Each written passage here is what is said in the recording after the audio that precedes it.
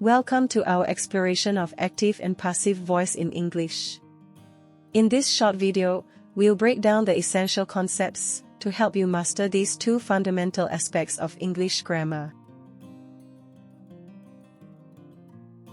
Our journey begins with an overview of the main points we'll cover. First, we'll dive into active voice, where the subject performs the action, creating straightforward and engaging sentences.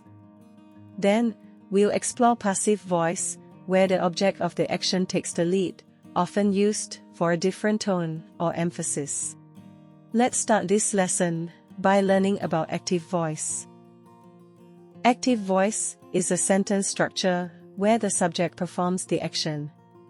In this form, the subject acts as the doer of the action, and it's typically clearer and more direct in conveying information.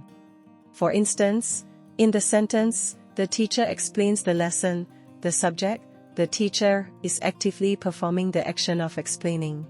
Later in this video, we'll examine additional examples as we compare sentences in both active and passive voice.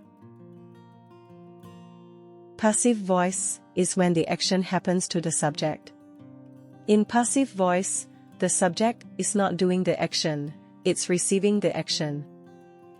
Passive voice is often used when we want to emphasize the action or when we don't know who did the action.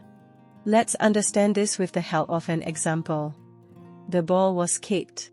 In this example, as we can see, the subject, ball, is receiving the action, kicked. We can also see that the sentence does not tell us who performed the action. We could also extend the example like this: the ball was kicked by the boy. Here, we give more information, saying a boy kicked the ball. However, this doesn't alter the character of the sentence, it remains in passive voice.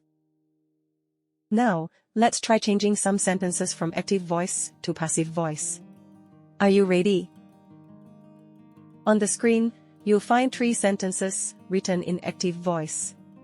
Pause the video and attempt to transform them into passive voice. After you've finished, verify your answers by comparing them with the sentences in the second column on the screen.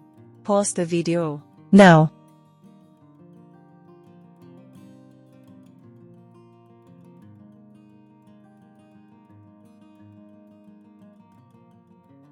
This concludes a video tutorial about active and passive voice in English grammar.